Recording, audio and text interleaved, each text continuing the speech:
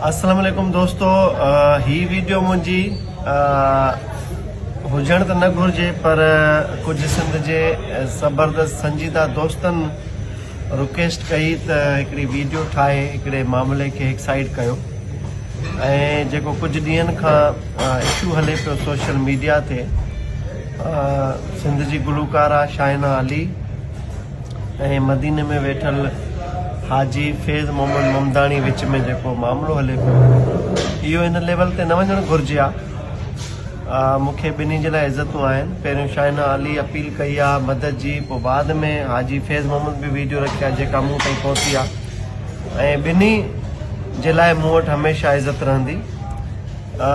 इन ते मां घणो कुझु नथो ॻाल्हाइणु चाहियां। जेको गंद थियो आहे उनखे वधीक असां नथा वधाइणु चाहियूं।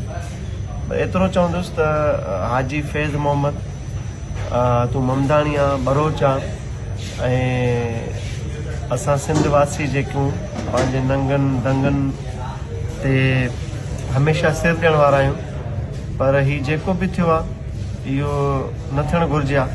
बहरहाल जहिड़ो 50,000 रियाल जो आहे, जहिड़ो दगा जो आहे, जहिड़ो वफ़ा जो आहे, हाणे इहो त डिघो बेहिसाब इन में वेंदासीं त वॾियूं ॻाल्हियूं निकिरंदियूं त न इहे जिरगा थियणु घुरिजनि न इहे फ़ैसिला थियणु घुरिजनि। इन में सिधो 100 हाजी फैज़ मोहम्मद खे मुंहिंजो पैगाम आहे त 50,000 रियाल तोखे मुश्ताक सरकी ॾियण जो ऐलान थो करे। सिर्फ़ु सिंध जी जेके ख़वातीन आहिनि शोबिस सां तालुक़ु रखंदड़ या सिंगर या सेलिब्रिटीज़ आहिनि उन्हनि खे हमेशह असां गैर मशहूर तौर ते सपोर्ट कयो आहे। मुमताज़ मोलाई जो संदसि घर सां जॾहिं मामिलो हुयो त मां उते पहुचियो, मसइलो हल करायो। ईअं ई इरशाद जागीरानी ऐं वहीद हकड़े जो पाण में जहिड़ो हुयो त मां उन्हनि दरनि ते पहुची करे उन्हनि जो ठाह करायो। त हीउ बि मसइलो अलाह साईं जी मदद सां ईअं ई हल थींदो ऐं 50,000 रियाल मां ज़ाती तौरु जेके 35-37 लख रुपया ठहनि था, हाजी फैज़ मोहम्मद ॿुधी छॾ, जंहिं ॾींहुं तूं कराची एयरपोर्ट ते पहुचंदे तोखे भाकुर पाए या कैश सॼी सिंध जे साम्हूं फेसबुक ते लाइव तोखे कैश ॾींदुसि। हाणे तूं सुभाणे पुॼ या महीने खां पोइ पुॼ, तुंहिंजी अमानत माण्हू पई आहे। शाइना खे मूं तलक़ीन कई आहे, हिदायत कया त अॼु खां पोइ हिनखे डिस्कस न कंदी, मामले खे हिते दफ़न कयो ऐं हाजी फैज़ मोहम्मद खे बि रिक्वेस्ट कंदुसि त अॼु खां पोइ का वीडियो न ठाह, इन मामले खे डिस्कस न कर।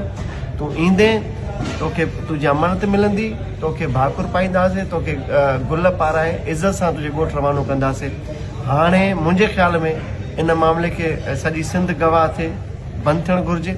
इन खां पोइ जेकॾहिं को भञकड़ी करे थो हाजी फैज़ मोहम्मद या शाइना अली त पोइ असांखे को मयारी न थिए। असां सिंध जी इज़त जे लाइ सॼी दुनिया खेले पई।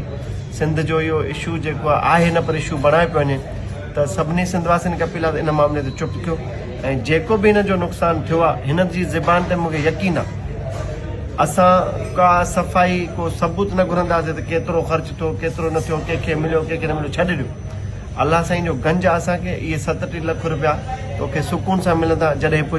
अॼु खां पोइ उमेदु आहे तूं असांजी इज़त कंदे ऐं मूंखे मुंहिंजे टीम जे सरगर्म दोस्त मक़सूद डोमकी बि तुंहिंजे लाइ चयो, अल्लाह बश्क गोले बि तुंहिंजे लाइ चयो, ज़मीर मशहूरी बि चयो, आबिद चाचड़ बि चयो, यूनिस लाशरी बि चयो, ज़फ़र पीरज़ादे बि चयो, आफ़ाक़ सरकी नंढड़े भाउ बि चयो त अदा हिन मसइले खे कीअं बि करे हल कयो।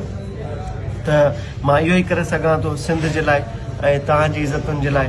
उमेद त ॿिन्ही खे मैसेज सम्झ में ईंदो ऐं हाजी अॼु खां पोइ हिन मामले खे दफ़न कंदो।